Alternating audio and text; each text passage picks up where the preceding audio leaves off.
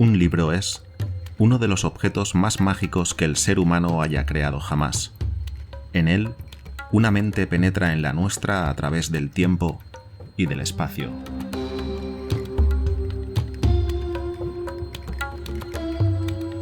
Pónganse cómodos y acompáñenme, soñadores y soñadoras. Dejemos que los mitos de Lovecraft exploren los más oscuros rincones de nuestro ser.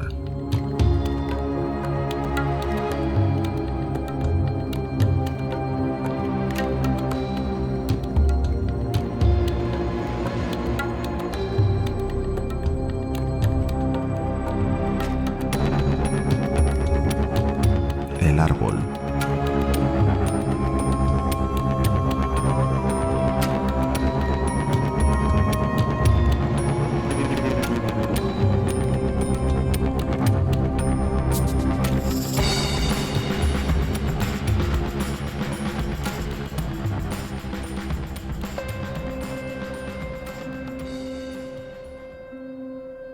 Fata Viam Invenient. Sobre una ladera verde del monte Ménalo, en Arcadia, se alza un campo de olivos entre las ruinas de un villorrio. En las cercanías hay un sepulcro, antaño adornado con las más sublimes esculturas, pero sumido ahora en la misma decadencia que el caserón. A un extremo del sepulcro, con sus extrañas raíces desencajando los bloques corroídos por el tiempo de mármol de Pentélico, crece un olivo de insólita grandeza y aspecto repulsivo. Resulta tan parecido a la figura de un hombre deforme o a la de un cadáver desfigurado por la muerte que las gentes del lugar temen pasar cerca en las noches de luna llena, cuando los rayos de luz relucen débilmente entre las ramas retorcidas.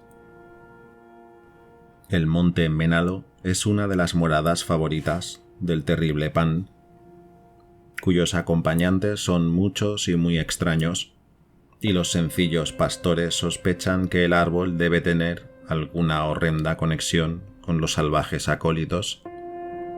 Pero un anciano apicultor que vive en una granja de las cercanías me contó una historia diferente.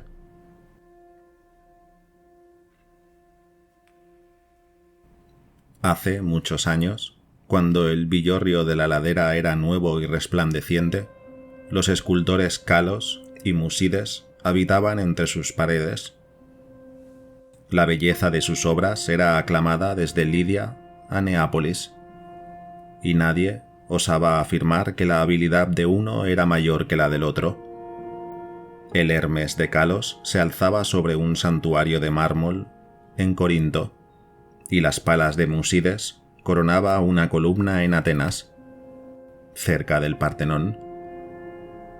Todos los hombres rendían tributo a Kalos y Musides y se admiraban de que ninguna sombra de celo artístico nublara su amistad fraternal.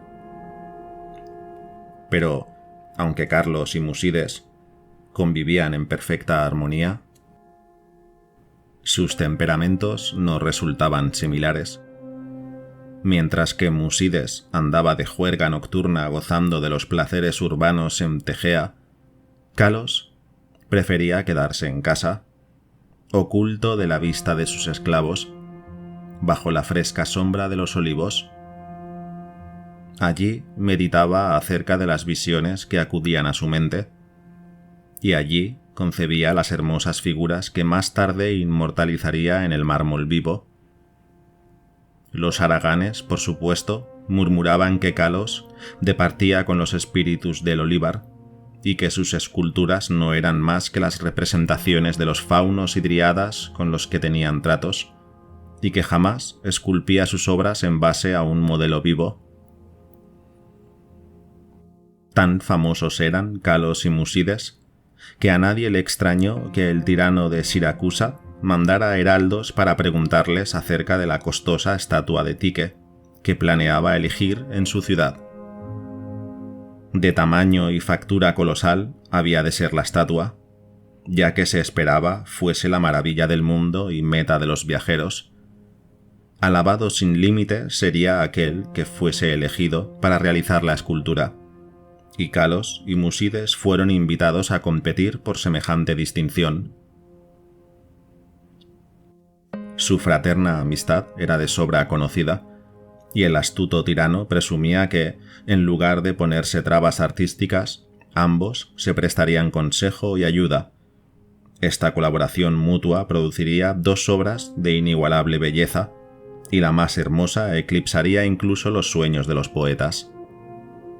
Los escultores aceptaron entusiasmados el encargo del tirano, y en los días que siguieron sus esclavos escucharon el incesante repicar de los escoplos.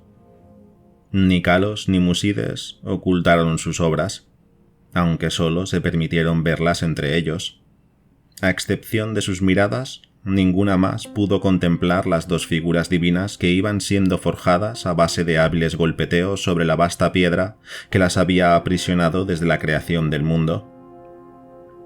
Por las noches, como siempre, Musides frecuentaba las tabernas festivas de Tegea y Kalos vagabundeaba en solitario por el campo de olivos.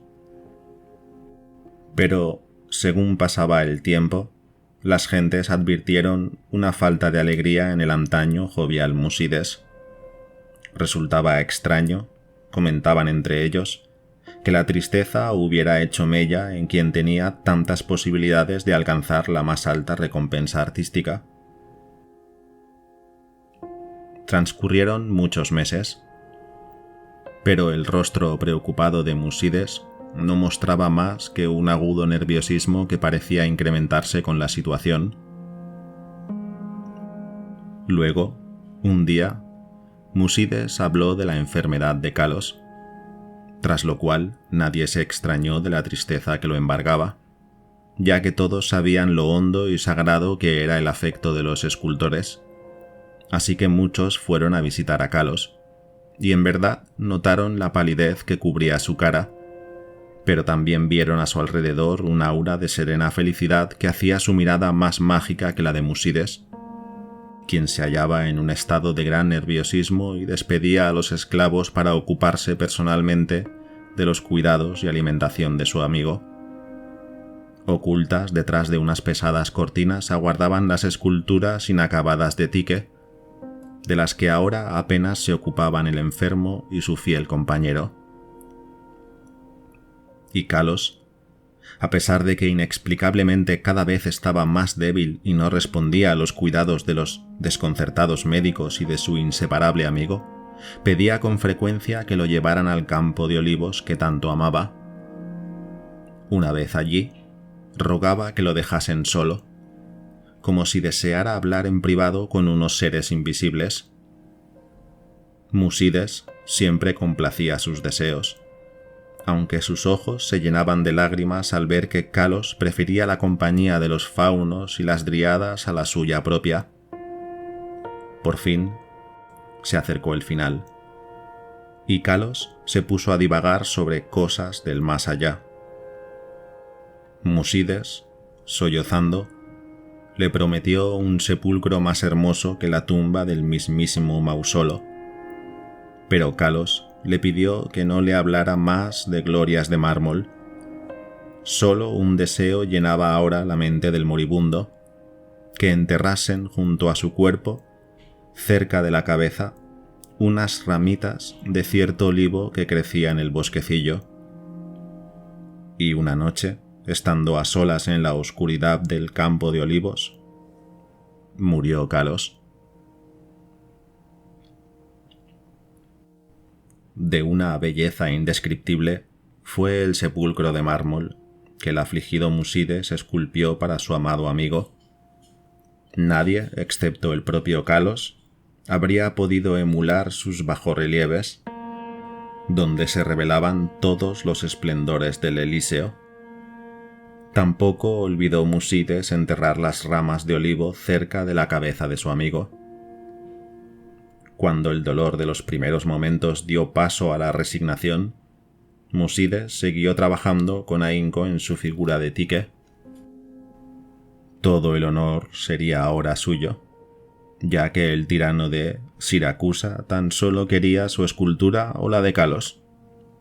El trabajo le ayudó a dar rienda suelta a sus emociones, y cada día que pasaba esculpía con mayor tesón, evitando las diversiones a las que antes se entregara.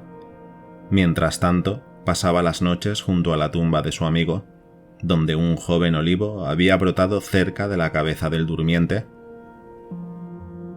Tan rápido resultaba el crecimiento de ese árbol, y tan extraña su forma, que cuantos lo contemplaban prorrumpían en exclamaciones de sorpresa, y Musides parecía a un mismo tiempo fascinado y repelido.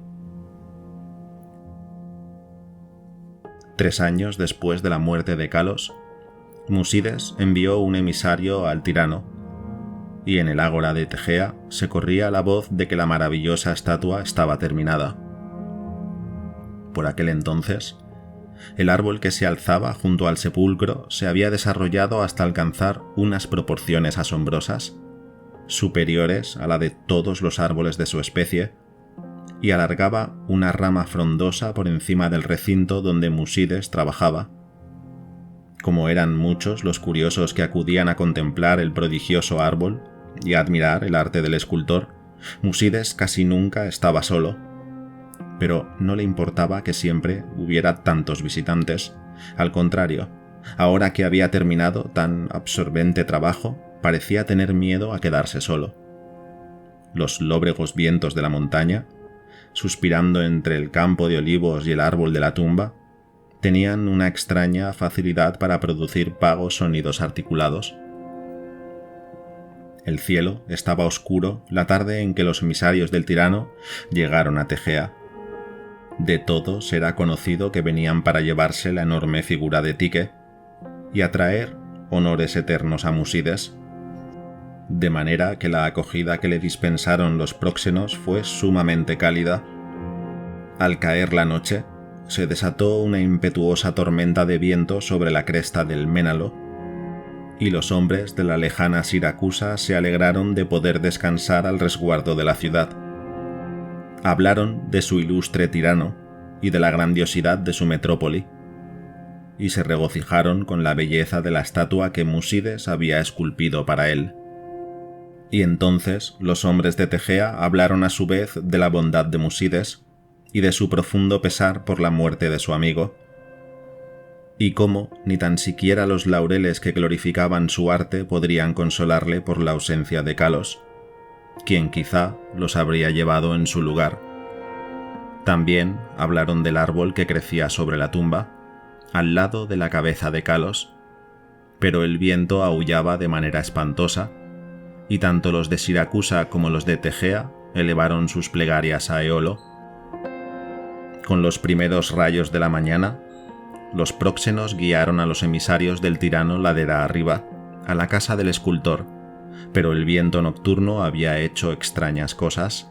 Los gritos de los esclavos se alzaban en medio de un escenario de devastación, y en el campo de olivos ya no se erguían las esplendorosas columnas de la vasta residencia en la que Musides había esculpido y soñado. Solitarias y quebradas, tan solo se distinguían los recintos más humildes y los muros bajos, pues sobre el suntuoso peristilo se había desplomado la portentosa rama del árbol extraño, reduciendo el magnífico poema de mármol a un montón de ruinas lamentables. Tanto los forasteros como los tegeos se quedaron horrorizados, y fijaron su mirada en el árbol siniestro e inmenso cuya silueta resultaba ahora misteriosamente humana, y cuyas raíces se hundían de manera insólita en el esculpido sepulcro de Kalos. Y el espanto de todos se incrementó cuando registraron el deshecho recinto, ya que no hallaron rastro alguno del bondadoso Musides ni de la imagen maravillosamente esculpida de Tique. Tan solo el caos reinaba a sus anchas entre las espantosas ruinas, y los representantes de ambas ciudades quedaron decepcionados. Los emisarios por no poder llevar la estatua a su tierra, los tegeos por perderse la coronación de su artista. Sin embargo, Los de Siracusa consiguieron poco después en Atenas una maravillosa estatua, y los tegeos se consolaron levantando en el ágora un templo de mármol conmemorando el talento, las virtudes y la bondad fraterna de Musides.